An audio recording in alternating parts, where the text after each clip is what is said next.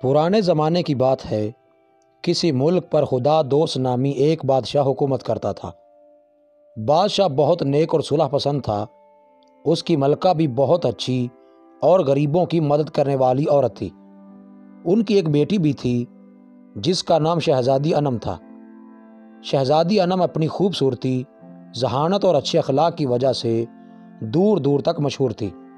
بادشاہ خدا دوست کے یوں تو بہت سے وزیر تھے، مگر ان میں ملنسار نامی وزیر اپنی ذہانت اور عقل مندی کی وجہ سے اس کے بہت قریب تھا اور وہ اس پر بہت اعتماد کرتا تھا۔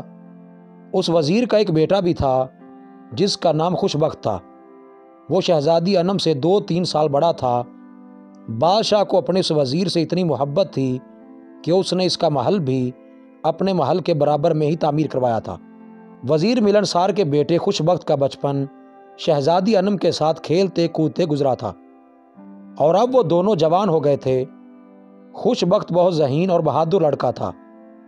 بچپن ہی سے ایک ساتھ رہنے کی وجہ سے دونوں ایک دوسرے سے بہت مانوس ہو گئے تھے۔ جب خوشبخت چھوٹا تھا تو شاہ خدا دوست نے اس کی تعلیم و تربیت کا انتظام بھی شہزادی انم کے ساتھ محل میں ہی کروا دیا تھا، جہاں دونوں ماہر اساتذہ سے تعلیم کے ساتھ ساتھ تلوار بازی اور تیر اندازی کا فن بھی سیکھتے تھے۔ شاہ خدا دوست اس سے اپنے بیٹوں کی طرح محبت کرتا تھا۔ ملکہ بھی خوشبخت کی اچھی عادتوں کی وجہ سے اسے بہت پسند کرتی تھی۔ اب رہی شہزادی انم تو اسے تو خوشبخت بچپن ہی سے بہت اچھا لگتا تھا۔ شاہ خدا دوست کا ملک جس پر وہ حکومت کرتا تھا نہایت چھوٹا سا تھا۔ اس میں 3-4 بڑے بڑے شہر اور 100-150 گاؤں تھے۔ اس کی فوج بھی زیادہ بڑی نہیں تھی۔ بادشاہ ایک بات سے بہت پریشان رہتا تھا۔ اس کے پڑوسی ملک پر شاہ بہرام نامی بادشاہ کی حکومت تھی۔ شاہ بہرام کا ملک بھی بہت بڑا تھا اور اس کی فوج بھی بہت زیادہ تھی۔ وہ نہایت ظالم اور لالچی انسان تھا اور اسے دولت حاصل کرنے کا بے حد شوق تھا۔ اس شوق کو پورا کرنے کے لیے اس کی فوجیں آئے دن آس پاس کی چھوٹی ریاستوں پر حملہ کر کے وہاں کے رہنے والوں کا مال و دولت لوٹ کر چلی جاتی، اور اس لوٹ مار کی خوشی میں وہ لوگ خوب جشن مناتے۔ جب ان چھوٹے چھوٹے ملکوں میں کسانوں کی فصلیں تیار ہو جاتیں اور وہ انہیں کاٹ کاٹ کر جمع کر رہے ہوتے تاکہ انہیں فروخت کر کے پیسے کمائیں، تو شاہ بہرام کی فوجیں ہلہ بول کر سارا اناج اپنے ساتھ لے جاتیں اور بیچارے کمزور اور نہتے کسان منہ دیکھتے رہ جاتے۔ ان کا بقیہ پورا سال نہایت غربت اور پریشانی میں گزرتا۔ ان چھوٹی ریاستوں کی فوجیں ان کا مقابلہ کرنے کی کوشش تو کرتی تھیں، مگر کم تعداد کی وجہ سے انہیں شکست کا سامنا کرنا پڑ جاتا تھا۔ اس بات سے شاہ خدا دوست بہت پریشان تھا۔ اسے اس بات کا بہت افسوس ہوتا تھا کہ وہ اپنے ملک کے لوگوں کی جان و مال کی حفاظت کرنے میں ناکام ہو گیا ہے۔ اس نے سوچا کہ اسے اس ناکامی کی وجہ سے بادشاہ بننے کا کوئی حق نہیں ہے۔ اس نے فیصلہ کر لیا کہ وہ بادشاہت چھوڑ دے گا۔ اس سلسلے میں اس نے اپنے وفادار وزیر ملنسار سے بھی بات کی تھی۔ بادشاہ کی بات سن کر وزیر ملنسار سوچ میں پڑ گیا۔ وہ نہیں چاہتا تھا کہ اتنا اچھا بادشاہ تخت و تاج سے دستبردار ہو جائے۔ اس کی سمجھ میں کچھ نہیں آ رہا تھا کہ وہ بادشاہ کو اس کے فیصلے سے باز رکھنے کے لیے کیا کرے۔ جب اس کی سمجھ میں اس الجھے ہوئے مسئلے کا کوئی حل نہ آیا تو اس نے اپنے بیٹے خوشبخت سے مشورہ کرنے کی ٹھانی۔ گھر جا کر وزیر نے خوشبخت کے سامنے اس بات کا تذکرہ کیا اور اسے حل طلب کیا۔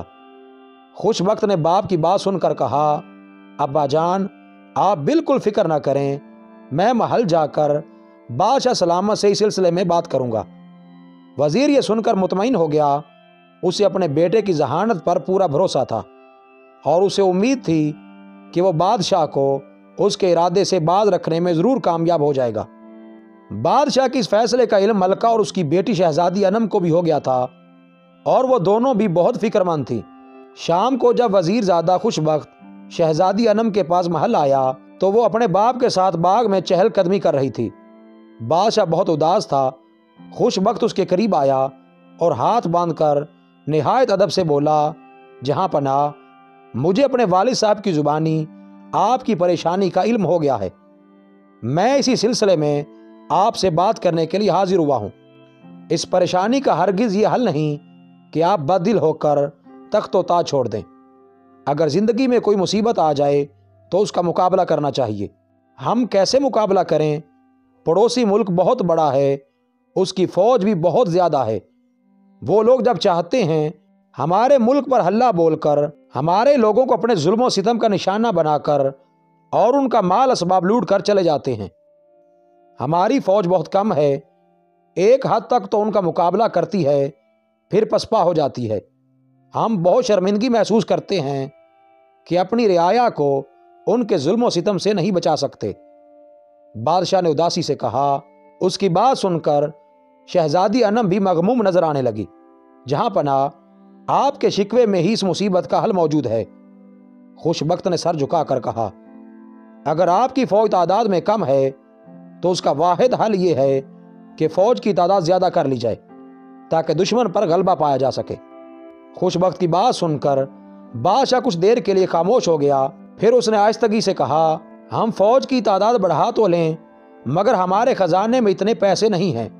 सारा अनाज और दूसरी चीज़ें तो दुश्मन मुल्क की फ़ौजें लूट कर ले जाती हैं, जिसकी वजह से लोग गरीब हो गए हैं और ख़जाने में महसूल भी नहीं जमा करा सकते।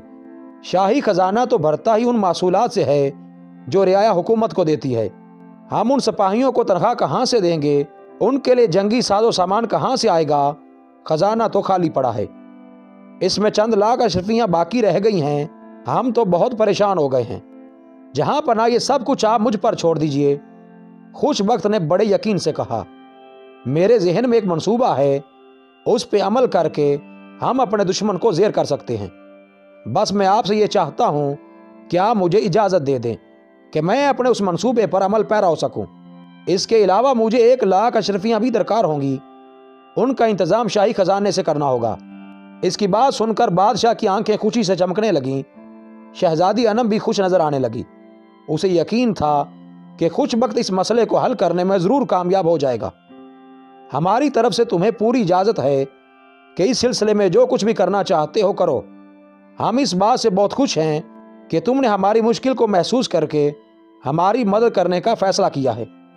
तुम्हारी अकल और दानिशमंदी से उम्मीद है कि हम और हमारा मुल्क इस मुश्किल से निकल जाएगा। हम शाही खजांची को भी हुक्म दे देंगे कि 1 लाख अशरफियाँ तुम्हारे हवाले कर दे। शाह खुदा दोस्त ने कहा। फिर उसने उसी वक्त शाही फरमान जारी कर दिया जिसमें हुक्म दिया गया था कि हुकूमत के तमाम लोग खुशबख्त के अहकामात पर अमल करें और उसे जिस किस्म की भी मदद दरकार हो उसे मुहैया करें। यह खबर हर तरफ फैल गई थी। वजीर बहुत खुश था कि बादशाह सलामत ने उसके बेटे को एक अहम काम करने के लिए मुंतखब कर लिया है। अगले रोज़ खुशबख्त को 1 लाख अशरफियाँ मिल गईं। उसने शाही अहकारों के ज़रिए मुल्क भर के तमाम आहनगरों यानी लोहारों को तलब कर लिया। ये सब लोग देहातों को भट्टियों में पिघला कर मुख्तलिफ अशिया बनाने में माहिर थे। उसका हुक्म मिलते ही चंद दिनों में मुल्क भर के तमाम लोहार और उनके साथ काम करने वाले मजदूर हाजिर हो गए। इस दौरान खुशबख्त ने महल से कुछ दूर एक बहुत बड़ी जगह पर उनके रहने सहने के लिए खैमे लगवा दिए। उसने उसी जगह लोहे और दूसरी देहातों को पिघलाने के लिए बहुत सारी बड़ी बड़ी भट्टियां भी लगवा दी। जब सब लोहार और उनके कारीगर वहां पर जमा हो गए तो खुशबख्त ने उनसे कहा, आज से आप सब लोग शाही आहनगर हैं। आपको अच्छी तनख्वाहें दी जाएंगी, मगर सब लोगों को 24 घंटे इसी जगह रहना पड़ेगा ताकि यहाँ हर वक्त काम होता रहे। आपको पता है कि हमारे पड़ोसी मुल्क की फ़ौजें आए दिन हमारे मुल्क पर हमला करके यहाँ के लोगों का मालो असबाब और अनाज लूट लेती हैं। यहाँ से वो लोग हमारे नौजवानों को भी पकड़ कर ले जाते हैं और उन्हें गुलाम बना लिया जाता है।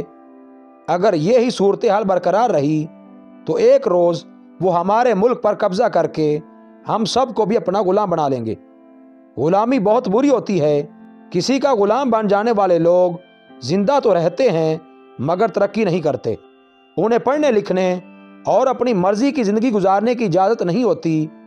आज़ाद मुल्क के आज़ाद लोग ही अपने मुल्क को तरक्की की राह पर डालते हैं और एक खुशगवार ज़िंदगी गुजारते हैं। अपने वतन की हिफाजत के लिए ये ज़रूरी है कि हम अपनी फ़ौज की तादाद बढ़ाएं ताकि हमारा पड़ोसी मुल्क हम पर बुरी नज़र ना डाल सके और हम और हमारे घर वाले ان کے ظلم و ستم سے محفوظ رہ سکیں۔ ہمارے ملک کا ہر فرد ایک سپاہی ہوگا، مگر اس کے لیے ہمیں جنگی ساز و سامان کی ضرورت پڑے گی۔ اب آپ لوگوں کا کام یہ ہے کہ اپنے دشمن سے بچاؤ کے لیے دن رات ہتھیاروں کی تیاری میں لگ جائیں۔ خوش بخت کی بات ان سب کی سمجھ میں آ گئی تھی۔ وہاں آئے ہوئے تمام لوہاروں اور مزدوروں نے عہد کیا کہ وہ اپنے ملک کی سلامتی کے لیے جی جان سے کام کریں گے۔ انہوں نے اپنا کہا کر دکھایا اور چند ہی مہینوں میں انہوں نے دن رات کام کر کے چمکتی دمکتی تلواروں، خنجروں، نیزوں، تیروں اور زرہ بختروں کے ڈھیر لگا دیے۔ جب یہ سارا سامان ایک بہت بڑی تعداد میں تیار ہو گیا تو خوش بخت نے ایک دوسرا حکم نامہ جاری کر دیا کہ ملک کا ہر وہ نوجوان جو 18 سال سے 30 سال کی عمر کا ہے اپنا نام آ کر شاہی رضاکار سپاہیوں میں لکھوائے۔ ایسے تمام لوگوں کو جنگی تربیت دی جائے گی اور انہیں شمشیر زنی، تیر اندازی اور گھڑ سواری کا ماہر بنایا جائے گا۔ یہ تربیت لینے والے باقاعدہ فوج کے ملازم نہیں ہوں گے، مگر جنگ ہونے کی صورت میں وہ سب رضاکارانہ طور پر شاہی فوج کے ساتھ مل کر دشمن کا مقابلہ کریں گے تاکہ اپنے ملک کی حفاظت کر سکیں۔ اس اعلان کے ہوتے ہی پورے ملک میں ایک جوش و خروش پیدا ہو گیا۔ سب لوگ اپنے ملک سے بے حد پیار کرتے تھے اور اس کی حفاظت کے لیے اپنی جان اور مال اٹھانے کو تیار تھے۔ چند ہی دنوں میں بے شمار نوجوان حاضر ہو گئے۔ خوش بخت نے اپنی نگرانی میں سپہ سالار اور دوسرے جنگی ماہروں اور فوج کے تجربہ کار سپاہیوں کی مدد سے انہیں جنگی تربیت دینا شروع کر دی۔ یہ تمام نوجوان دن میں تو محنت مزدوری کرتے تاکہ ان کا گھر بار چلتا رہے، اور رات کا کچھ حصہ جنگی تربیت لینے میں گزارتے۔ زیادہ دن نہیں گزرے تھے کہ شاہی فوج میں ایسے ہزاروں نوجوانوں کا اضافہ ہو گیا جو شمشیر زنی، نیزہ بازی اور تیر اندازی میں اپنا جواب نہیں رکھتے تھے۔ پھر ایک روز ایسا ہوا کہ شاہ بہرام کی فوجوں نے شاہ خدا دوست کے ملک پر چڑھائی کرنے کا منصوبہ بنا کر ان کے ملک کی طرف پیش قدمی کرنا شروع کر دی۔ اس موقع پر ان کا بادشاہ شاہ بہرام بھی ان کے ساتھ تھا۔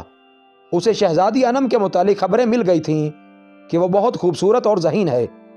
اب اس کا ارادہ تھا کہ وہ شاہ خدا دوست کو شکست دے کر اسے قتل کر دے گا اور اس کے ملک پر قبضہ کر کے شہزادی انم سے شادی کر لے گا۔ خوش بخت نے ایک کام اور بھی کیا تھا۔ اس نے چاروں طرف اپنے جاسوس پھیلا دیے تھے جو ہر دم ظالم اور مکار شاہ بہرام کی فوج پر نظر رکھتے تھے۔ شاہ بہرام کے ارادوں کی خبر انہیں ہوئی تو انہوں نے یہ اطلاع خوش بخت تک پہنچا دی کہ دشمن نے حملہ کرنے کی منصوبہ بندی کر لی ہے اور ان کے ملک کی جانب چل پڑے ہیں۔ یہ اطلاع ملتے ہی خوش بخت نے اپنی فوج کو تیاری کا حکم دیا۔ اس کی ساری فوج نہ صرف تعداد میں بہت زیادہ بلکہ نہایت منظم بھی ہو چکی تھی۔ دشمن کو ان تمام باتوں کا علم ہی نہیں تھا۔ وہ تو یہی سمجھ رہے تھے کہ اس مرتبہ پھر وہ ان کمزور لوگوں پر حملہ کر کے نہ صرف ان کا مال و اسباب لوٹ لیں گے بلکہ ان کے ملک پر بھی قبضہ کر لیں گے، اور اس کے بعد شہزادی انم کی شادی ان کے بادشاہ سے ہو جائے گی۔ وزیر زادہ شاہ بخت اپنی فوج کی قیادت کر رہا تھا اور زرہ بختر پہن کر ہاتھ میں چمکتی تلوار لے کر سب سے آگے تھا۔ اس کے پیچھے پہلی قطار میں ہزاروں آہنی زرہ بختر پہنے سپاہی اس کے ساتھ آ رہے تھے۔ ان سپاہیوں کے پیچھے تیر انداز اور نیزے بھالوں سے لیس گھڑ سوار سپاہی تھے۔ جیسے ہی دشمن سے سامنا ہوا یہ سب کے سب ان پر پل پڑے۔ شاہ بخت اور اس کے سپاہی چونکہ لوہے کی زرہ بختریں پہنے ہوئے تھے اس لیے دشمن کے فوجیوں کی تلواروں کا ان پر کوئی اثر نہ ہوا، مگر ان کی تیز اور چمکتی ہوئی تلواروں نے کشتوں کے پشتے لگا دیے اور دشمن کے سپاہیوں کا تیزی سے صفایا ہونے لگا۔ دشمن کے جو سپاہی گھوڑوں پر سوار دور تھے ماہر تیر انداز ان پر تیر چلانے لگے۔ ان تیر اندازوں کا نشانہ پکا تھا جس کی وجہ سے کچھ ہی دیر میں دشمن کے بے شمار سپاہیوں کو اپنی جان سے ہاتھ دھونا پڑ گئے۔ لڑائی کو شروع ہوئے تھوڑی ہی دیر ہوئی تھی کہ دشمن کی فوج نے پسپائی اختیار کرنا شروع کر دی۔ اس کے بہت سے سپاہی مارے گئے، جو باقی بچ گئے تھے انہوں نے فرار ہو کر اپنی جان بچانے کی کوشش کی، مگر گھڑ سوار نیزے باز سپاہیوں نے انہیں بھاگنے کا موقع نہیں دیا اور ان کا تعاقب کر کے انہیں گرفتار کر لیا۔ ان کے ساتھ ان کا لالچی بادشاہ بھی گرفتار ہو گیا۔ میدان جنگ کی پل پل کی خبریں شاہ خدا دوست کو محل میں مل رہی تھیں۔ اسے جب یہ پتہ چلا کہ دشمن کو شکست ہو گئی ہے تو وہ بہت خوش ہوا۔ اسے خوش بخت پر بہت فخر محسوس ہو رہا تھا، جس کی بہترین حکمت عملی کی وجہ سے دشمن کو عبرتناک شکست کا سامنا کرنا پڑا تھا۔ زیادہ دیر نہیں گزری تھی کہ زنجیروں میں جکڑا ظالم اور لالچی بادشاہ شاہ بہرام اس کے روبرو کھڑا تھا۔ اس کے چہرے پر پریشانی کے اثرات تھے اور یہ سوچ سوچ کر اس پر خوف طاری تھا کہ نہ جانے اب اس کے ساتھ کیا سلوک ہو۔ شاہ خدا دوست نے ایک قہر آلود نگاہ اس پر ڈالی اور بولا، تمہارے لالچ اور ظلم نے تمہیں یہ دن دکھایا ہے۔ اگر تم لوٹ مار کا بازار گرم نہ کرتے اور اپنے ارد گرد کے چھوٹے اور کمزور ملکوں سے میل ملاپ اور پیار محبت سے رہتے تو کبھی بھی اس ذلت سے دوچار نہ ہوتے۔ طاقت کے نشے نے تمہیں ظالم اور مغرور بنا دیا تھا۔ ظالم اور مغرور لوگوں کا یہی انجام ہوتا ہے۔ پھر شاہ خدا دوست نے شاہ بہرام کو ایک دور دراز ویران جزیرے پر پھینکوا دیا جہاں پر ایک بھی انسان موجود نہیں تھا۔ اس کے بعد اس نے اس کے ملک کو بھی اپنی مملکت میں شامل کر لیا۔ اس ملک کے خزانے معصوم لوگوں کے لوٹ مار کے مال سے بھرے ہوئے تھے۔ خوش بخت کے مشورے پر شاہ خدا دوست نے ان میں موجود وہ تمام دولت ان لوگوں کو واپس کر دی جنہیں لوٹ کر شاہ بہرام نے انہیں بھرا تھا۔ اس کامیابی پر شاہ خدا دوست کی رعایا میں خوشی کی لہر دوڑ گئی۔ انہوں نے پورے ایک ہفتے تک اس فتح کا جشن منایا۔ ظالم اور لالچی شاہ بہرام سے نجات پانے کے بعد اب آس پاس کے ملکوں میں رہنے والوں کو بھی کوئی ڈر اور خوف نہ رہا تھا اور وہ بھی ہنسی خوشی زندگی گزارنے لگے۔ چند ہی دنوں میں شاہ خدا دوست کے ملک میں بہت خوشحالی آ گئی۔ لوگ خوشحال ہوئے تو مختلف محصولات کی مد میں ملنے والی رقم سے شاہی خزانے میں تیزی سے اضافہ ہونے لگا، جسے شاہ خدا دوست اپنی رعایا کی فلاح و بہبود پر خرچ کرنے لگا۔ وزیر زادہ خوش بخت نے جن سپاہیوں کو فوج میں رضاکارانہ طور پر بھرتی کیا تھا، شاہ خدا دوست نے نہ صرف انہیں انعام و اکرام سے نوازا بلکہ انہیں باقاعدہ فوج میں شامل کرنے کے احکامات جاری کر کے ان کی بہترین تنخواہیں بھی مقرر کر دیں۔ اس طرح خوش بخت کی عقل مندی کی وجہ سے ایک ظالم اور لالچی بادشاہ سے سب کو نجات مل گئی۔ شاہ خدا دوست اس سے بہت خوش تھا۔ کچھ دنوں بعد اس نے ملکہ سے مشورہ کر کے شہزادی انم کی شادی خوش بخت سے کر دی اور اسے تخت و تاج سونپ کر خود یاد الہی میں مصروف ہو گیا۔ مزید اچھی ویڈیوز کے لیے چینل کو سبسکرائب کریں اور بیل کے آئیکن کو لازمی پریس کریں۔